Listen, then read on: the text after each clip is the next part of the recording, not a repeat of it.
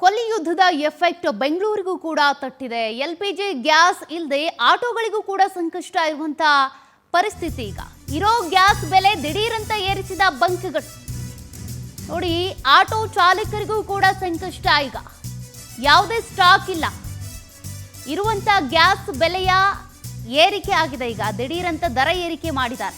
1 litre gas ಬೆಲೆ 58 ರೂಪಾಯಿ ಇದ್ದಿದ್ದೀಗ 90 ರೂಪಾಯಿಗೆ ಏರಿಕೆ ಆಗಿದೆ. ಗ್ಯಾಸ್ ಇಲ್ಲದೆ ಈಗಾಗಲೇ ಕೆಲ ಬಂಕ್ಗಳು ಬಂದ್ ಆಗಿವೆ. ಹೀಗಾಗಿ ಇದೊಂಥರ ಚೈನ್ ಲಿಂಕ್ ಇದ್ದಂಗೆ. ಆಟೋ ಮೇಲೆ ಯಾರು ಅವಲಂಬಿತರಾಗಿದ್ದಾರೋ ಅವರಿಗೂ ಸಂಕಷ್ಟ. ಅದೇ ರೀತಿಯಾಗಿ ಈಗ ಆಟೋ ಚಾಲಕರು ಹೋಗಿ ಗ್ಯಾಸ್ ತುಂಬಿಸ್ಕೊಂಡು ಬರಬೇಕು ಅಂತ ಅಂದರೆ ಅವರು ಕೂಡ ಈಗ ದುಪ್ಪಟ್ಟು ದುಡ್ಡು ಕೊಡುವಂಥ ಪರಿಸ್ಥಿತಿ ಇದೆ. ಕೊಲ್ಲಿ ಯುದ್ಧದಿಂದಾಗಿ ನಮ್ಮ ಭಾರತದಲ್ಲಿ ರಾಜಧಾನಿ ಬೆಂಗಳೂರಿನಲ್ಲೂ ಕೂಡ ಅಂತಹ ಪರಿಸ್ಥಿತಿ ಎಫೆಕ್ಟ್ ಇದು. ಯಾರಿಗೂ ಹೊಡೆತ ಬೀಳೋದಕ್ಕಿಂತ ಮುಂಚೆ ನಮ್ಮ ಆಟೋ ಡ್ರೈವರ್ಗಳಿಗಿಂತ ತುಂಬಾ ಹೊಡೆತ ಬೀಳುತ್ತೆ ಅಲ್ವಾ? ಯಾಕೆಂದ್ರೆ 50 ರೂಪಾಯಿ ಇದ್ದ ಗ್ಯಾಸ್ ಆಲ್ರೆಡಿ ನಮ್ಗೆ ಬಾಡಿಗೆ ಬೀಳಲ್ಲ. ಓಲಾ ಆನ್ಲೈನ್ ಬಿಡ್ತವೆ, ಓಲಾ ಉಬರ್. ಅದು 1-2 ಕಿಲೋಮೀಟರ್ ಹೋದ್ರೆ 3 ಕಿಲೋಮೀಟರ್ ಖಾಲಿ ಬರ್ಬೇಕು. ಅರ್ಥ ಆಯ್ತಾ? ಇವಾಗ ಆಗಿರೋದ್ ಗ್ಯಾಸ್ ರೇಟ್ ಎಷ್ಟಾಗಿದೆ? 70ರಿಂದ ಅದು ಏನು ತಿಂಗಳಿಗೆ 2 ರೂಪಾಯಿ 3 ರೂಪಾಯಿ ಜಾಸ್ತಿ ಮಾಡ್ತಾ ಇದ್ರು. ಇವಾಗ ಏನಾಗಿದೆ, ವಾರ ನಡೀತಾ ಇತ್ತು, ಎಲ್ಲರಿಗೂ ಗೊತ್ತಿರೋ ವಿಷಯ. ಇನ್ನೊಂದೇನಂದ್ರೆ ಇವಾಗ ದಿವ್ಸಕ್ಕೆ 10ರಿಂದ 5 ರೂಪಾಯಿ ಜಾಸ್ತಿ ಮಾಡ್ತಾ ಇದಾರೆ. ಏನ್ ಮಾಡೋಣ? ನಾವ್ ದಿವಸ ದುಡಿಯೋರು, ನಮ್ ದಿವಸ ದುಡಿದ್ರೇನೆ ನಮ್ಗೆ ಅಲ್ಲಿ ಆಗೋದು, ಇಲ್ಲ ಅಂದ್ರೆ ಆಗಲ್ಲ. ಏನ್ ಮಾಡೋದು? ಯಾರನ್ನ ಹೋಗಿ ಕೇಳ್ಬೇಕು? ಯಾರನ್ನ ಹೋಗಿ ಕೇಳಕ್ ಆಗಲ್ಲ. ಇವಾಗ ಗಾಡಿ ಓಡಿಸಿಲ್ಲ ಅಂದ್ರೂ ನಾವೇ ನಿಂತ್ಕೊಬೇಕು. ಆಯ್ತು ಇವತ್ತು ಆಗಲ್ಲ, ಒಂದ್ ದಿವಸ ಮನೇಲಿ ಇರೋಣ, ಹೆಂಡತಿ ಮಕ್ಳ ಜೊತೆ ಮನೇಲಿ ಇರೋಣ ಅಂದ್ರೆ ಆಗಲ್ಲ. ನಾಳೆ ಅದಕ್ಕೆ ಬರ್ಬೇಕಲ್ವಾ? ಇದೇ ಕೆಲ್ಸಕ್ಕೆ ಬರ್ಬೇಕು. ಯಾರು ನೋಡ್ತಾರೆ? ನೋಡಿದ್ರೆ ಪಕ್ಕದಲ್ಲಿ 85 ರೂಪಾಯಿ ಆಗೈತೆ, ಇವ್ರು 75 ರೂಪಾಯಿ ಮಾಡಿದಾರೆ. ಇರ್ಲಿ, 70 ರೂಪಾಯಿನೇ ಇರ್ಲಿ, ಆಯ್ತು. ಯಾವಾಗ ಮಾಡ್ಬೇಕು? ನಾವ್ ಎಲ್ಲಿ ಹೋಗೋಣ? ನೋಡಿ, ಎಷ್ಟು ಜನ ಆಟೋ ಡ್ರೈವರ್ ಬಂದು ನಿಂತಿದ್ದಾರೆ. ಗ್ಯಾಸ್ ಇಲ್ಲ, ಗ್ಯಾಸ್ ಎಲ್ಲೂ ಸಿಗ್ತಾ ಇಲ್ಲ. ಇವಾಗ ಟೋಟಲ್ ಗ್ಯಾಸ್ ಇದೆ, ಟ್ರೂ ಗ್ಯಾಸ್ ಇದೆ, ಮತ್ತೆ ಅಲ್ಲಿ ಟೋಟಲ್ ಎಲ್ಲಾ ಕಡೆನೂ ಕ್ಲೋಸ್ ಆಗಿದೆ. ಏನ್ ತೊಂದ್ರೆ ಇಲ್ಲ. ಇವತ್ತು ಆಯ್ತು, ಇವತ್ತು ನೋಡ ನಿಲ್ಸ್ಬಿಡೋಣ, ಆಯ್ತು ರೆಸ್ಟ್ ತಗೊಳ್ಳೋಣ, ಮನೆಗೆ ನಾಳೆ ಮತ್ತೆ ಇಲ್ಲಿಗೆ ಬರ್ಬೇಕಲ್ವಾ? ಕ್ಲೋಸ್ ಮಾಡಿದ್ರೆ ಏನ್ ಮಾಡೋಣ? ಯಾರನ್ನ ಹೋಗಿ ಕೇಳೋದು? ಇವ್ರು ಮಾಡ್ಕೊಂಡ್ಬಿಡ್ತಾರೆ. ಯಾರನ್ನ ಕೇಳೋದು? ಮತ್ತೆ ಪಬ್ಲಿಕ್ ಮೇಲೆ ಹಾಕ್ತಾರೆ. ಪಬ್ಲಿಕ್ ಮೇಲೆ ಹಾಕ್ತಾರೆ. ಯಾರು ಹೊಣೆ ಹಾಕ್ತಾರೆ ಅದಕ್ಕೆ?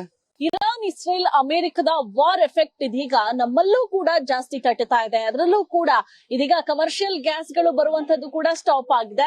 ಇದರ ಜೊತೆಗೆ ಈ ಆಟೋ ಹಾಗೆ ಒಂದಷ್ಟು ಗಾಡಿಗಳಿಗೆ ಹಾಕಬೇಕಾದಂತಹ LPG ಗ್ಯಾಸ್ ಆಗಿರ್ಬೋದು, ಈ ಒಂದು ಗ್ಯಾಸ್ ಗಳು ಕೂಡ ಈಗ ಖಾಲಿ ಆಗಿರುವಂತದ್ದು. ಸದ್ಯ ಈ ಗ್ಯಾಸ್ ಗಳ ಒಂದು ಬಂಕಲ್ಲೂ ಕೂಡ ಬ್ಯಾರಿಕೇಡ್ ಗಳನ್ನ ಹಾಕಿದ್ದಾರೆ. ಅಂದ್ರೆ ಗ್ಯಾಸ್ ಖಾಲಿ ಆಗಿದೆ, ಸ್ಟಾಕ್ ಇಲ್ಲ ಅನ್ನುವಂತಹ ನಿಟ್ಟಿನಲ್ಲಿ ನಾವು ನೋಡ್ತಾ ಇದ್ವಿ. ಇದೀಗ ರೇಟ್ ಗಳು ಕೂಡ ಭಾರಿ ಮಟ್ಟದ ಏರಿಕೆಯನ್ನ ಕೂಡ ಕಂಡಿರುವಂತದ್ದು. ಸದ್ಯ ಈ ಗ್ಯಾಸ್ ಗಳನ್ನ ಹಾಕ್ಸ್ಕೊಳ್ಳಿಕ್ಕೆ ಬಂದಂತಹ ಆಟೋದವರು ಕೂಡ ಹಾಗೆ ಹೊರಗಡೆ ನಿಲ್ಲಿಸುವಂತಹ ಪರಿಸ್ಥಿತಿ ನಿರ್ಮಾಣವಾಗಿದೆ. ಅಂದ್ರೆ ಆಟೋ ಮಾಲೀಕರು ಕೂಡ, ಆಟೋ ಚಾಲಕರಿಗೂ ಕೂಡ ಸಾಕಷ್ಟು ಹೊಡೆತ ಬೀಳ್ತಾ ಇದೆ. ಸಾಮಾನ್ಯವಾಗಿ ಈ ಆಟೋಗಳು ರನ್ ಆಗುವಂತಹದ್ದು ಈ ಗ್ಯಾಸ್ ಗಳ ಮುಖಾಂತರವೇ.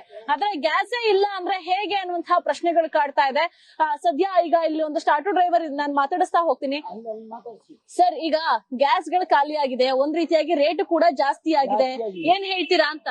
ಇಲ್ಲ ಮೇಡಮ್, ಈ ತರ ಮಾಡಿದ್ರೆ ಪಬ್ಲಿಕ್ ನಾವು ಎಷ್ಟಂತ ನಾವು ಹೋರಾಡೋದು? ಯಾವ ರೀತಿಯಲ್ಲಿ ನಾವು ಹೋರಾಡಿ ನಾವು ಏನ್ ಸಂಸಾರ ಮಾಡೋದು ಹೇಳಿ? ಒಂದೇ ದಿನಕ್ಕೆ ಇಲ್ಲಿ 67 ರೂಪಾಯಿ ಇದೆ, ಪಕ್ಕದಲ್ಲಿ 85 ರೂಪಾಯಿ ಇದೆ ರೇಟು. ಆ ರೇಟ್ ನಾವು ಇವಾಗ ಪಬ್ಲಿಕ್ ಹತ್ರ ಹೋಗಿ ನಾವ್ ಏನಾದ್ರು ಕೇಳಕ್ಕಾಗತ್ತಾ? ಇಲ್ಲ ಗೌರ್ಮೆಂಟ್ ಹತ್ರ ಹೋಗಿ ಕೇಳಕ್ಕಾಗತ್ತಾ ನಾವು? ಇಷ್ಟು ರೇಟ್ ಏನಕ್ಕೆ ಮಾಡಿದೀರಾ ಒಂದೇ ದಿನಕ್ಕೆ ಅಂತ?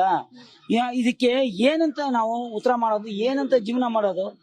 ಅದನ್ನ ನೀವೇ ಹೋಗಿ ಅವ್ರ ಹತ್ರ ಸ್ವಲ್ಪ ಏನಾದ್ರು ಮಾತಾಡಿಸಿ ಗ್ಯಾಸ್ ನ ಸ್ವಲ್ಪ ರಿಲೀಸ್ ಮಾಡೋ ತರ, ಇಲ್ಲ ಏನೋ ಒಂದ್ ಮಾಡಿ. ಕಷ್ಟ ಆಗ್ತಾ ಇದೆ, ತುಂಬಾ ಕಷ್ಟ ಆಗ್ತಾ ಇದೆ. ಇದನ್ನ ಗ್ಯಾಸ್ ಮಾಲೀಕರು ಏನಂತ ಒಂದ್ ರೀತಿಯಲ್ಲಿ ಪಬ್ಲಿಕ್ ನ ಸ್ವಲ್ಪ ಸಪೋರ್ಟ್ ಮಾಡಿ ಏನಾದ್ರು ಒಂದ್ ಮಾಡ್ಬೇಕು ಮೇಡಮ್. ಈಗ ಆಟೋ ಚಾಲಕರು ಕೂಡ ಹೊರಗಡೆ ಆಟೋವನ್ನ ಹಾಕಿ ಇದೀಗ ಆಕ್ರೋಶ ವ್ಯಕ್ತಪಡಿಸ್ತಾ ಇದ್ದಾರೆ. ನೀವು ಕೂಡ ಏನು ಮಾಡಕ್ಕಾಗಲ್ಲ, ಸ್ಟಾಕ್ ಗಳಿಲ್ಲ, ಸ್ಟಾಕ್ ಬರ್ತಾ ಇಲ್ಲ, ಹಂಗಾಗಿ ಬ್ಯಾರಿಕೇಡ್ ಹಾಕಿ ಕ್ಲೋಸ್ ಮಾಡಿದ್ದಾರೆ. ಏನ್ ಹೇಳ್ತೀರಾ? ಈಗ ಸ್ಟಾಕ್ ಗಳು ಬರುತ್ತಂತ ಅಥವಾ ರೇಟ್ ಅಲ್ಲಿ ಎಷ್ಟು ವೇರಿಯೇಷನ್ ಆಗಿದೆ? ಬರುತ್ತೆ ಮೇಡಮ್, ಅದ್ರ ರೇಟ್ ಯಾವಾಗ ಚೇಂಜ್ ಆಗುತ್ತೆ ಗೊತ್ತಿಲ್ಲ. ಈಗ ಈ ಮಂತ್ ಅಲ್ಲಿ 3 ಸತಿ ಚೇಂಜ್ ಆಗಿದೆ. ಅಂದ್ರೆ ಮಂತ್ ಫಸ್ಟ್ ಆಗದ ಅದು ಆಗಿದೆ 15 ನೋಡಿ, ಇಲ್ಲಿ 59.74 ಇತ್ತು ಮಂತ್ ಫಸ್ಟ್. ಆಮೇಲೆ ಮತ್ತೆ ಮಿಡಲ್ ಅಲ್ಲಿ ಮತ್ತೆ 5 ರೂಪಾಯಿ ಜಾಸ್ತಿ ಆಯ್ತು. ಮತ್ತೆ 5 ರೂಪಾಯಿ ಜಾಸ್ತಿ ಆಯ್ತು. ಮತ್ತೆ ಈಗ ಲಾಸ್ಟ್ ಸಾಟರ್ಡೆ ಮತ್ತೆ 5 ರೂಪಾಯಿ ಜಾಸ್ತಿ ಆಯ್ತು. ಅಂದ್ರೆ ಹಿಂಗ ಆಗ್ತಾನೆ ಇರುತ್ತೆ. ಸ್ಟಾಕ್ ಬರ್ತಾ ಇಲ್ಲ, ಮುಂಚೆ ತರ ಸಫಿಶಿಯಂಟ್ ಸ್ಟಾಕ್ ಸಿಗ್ತಾ ಇಲ್ಲ. ಆಟೋ ಚಾಲಕರು ಏನ್ ಹೇಳ್ತಿದ್ದಾರೆ ಸರ್, ಇವತ್ತು ಎಷ್ಟು ಗಂಟೆ ಗ್ಯಾಸ್ ಖಾಲಿ ಆಯ್ತು, ಏನು ಹೇಗೆ ಅಂತ? 1 ಗಂಟೆಗೆ ಮೇಡಮ್, ಮಧ್ಯಾಹ್ನ 1 ಗಂಟೆ ಖಾಲಿ ಆಯ್ತು.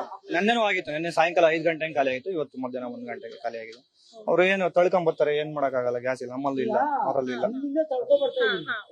ಅಂದ್ರೆ ಈಗ ಬರ್ಬೋದು ಅಂತ ಅನ್ಸುತ್ತೆ. ಬರುತ್ತೆ ಮೇಡಮ್ ನೈಟು. ಅದಕ್ಕೆ ಎಷ್ಟು ನಾಳೆ ಬೆಳಿಗ್ಗೆ ಎಷ್ಟು ತನಕ ಬರುತ್ತೆ ಗೊತ್ತಿಲ್ಲ, ಕಡಿಮೆ ಬರುತ್ತೆ. ಯಾಕಂದ್ರೆ ಈಗ ನೋಡಿ ಅಲ್ಲಿ ಜಾಸ್ತಿ ರೇಟು ಅಂತ ಹೇಳ್ತಿದ್ದಾರೆ. ಆ ಕಡೆ ಯಾರು ಹಾಕ್ಸ್ಕೊಳ್ಳಲ್ಲ, ಇಲ್ಲೇ ಬಂದು ಹಾಕ್ಸ್ಕೊಳ್ತಾರೆ.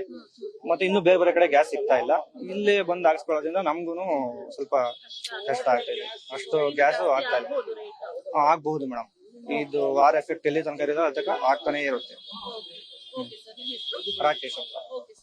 ಒಟ್ಟಾರೆಯಾಗಿ ಇದೀಗ ಆಟೋ ಚಾಲಕರು ಒಂದ್ ಕಡೆ ಆಕ್ರೋಶವನ್ನು ವ್ಯಕ್ತಪಡಿಸಿದ್ರೆ, ಇನ್ನೊಂದ್ ಕಡೆಯಾಗಿ ಗ್ಯಾಸ್ ಹಾಕುವಂತಹ ಬಂಕ್ಗಳು ಕೂಡ ಇದೀಗ ಕ್ಲೋಸ್ ಆಗಿರುವಂತದ್ದು. ಒಂದೊಂದು ಕಡೆಯಾಗಿ ಒಂದೊಂದು ರೇಟ್ ಗಳನ್ನ ಈಗ ಫಿಕ್ಸ್ ಮಾಡ್ತಾ ಇದ್ದಾರೆ. ಈಗ ಹೇಳ್ತಾ ಇದ್ರು 55-59 ರೂಪಾಯಿ ಇದ್ದಿದ್ದು ಈಗ 81 ರೂಪಾಯಿ ಅಷ್ಟು ಕೂಡ ಏರಿಕೆ ಆಗಿದೆ.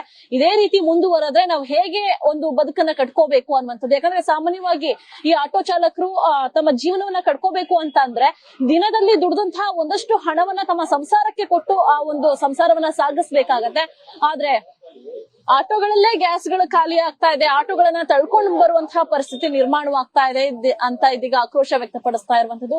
ಆದಷ್ಟು ಬೇಗ ವಾರ್ ಸ್ಟಾಪ್ ಆಗ್ಲಿ, ಜೊತೆಗೆ ಇದ್ರ ಜೊತೆಗೆ ಏನು ಗ್ಯಾಸ್ಗಳ ಬರುವಿಕೆ ಏನು ಇನ್ನೂ ಕೂಡ ಹೆಚ್ಚಾಗ್ಲಿ, ಈ ಸ್ಟಾಕ್ ಗಳನ್ನೆಲ್ಲ ಆದಷ್ಟು ಬೇಗ ತರಿಸ್ಲಿ ಅನ್ನೋದೇ ನಮ್ಮ ಆಶಯ. ಕ್ಯಾಮರಾ ಪರ್ಸನ್ ಸಂದೇಶ್ ಜೊತೆ ವರ್ಷಿತಾ ತಾಕಿರಿ, ಪವರ್ ಟಿವಿ, ಬೆಂಗಳೂರು.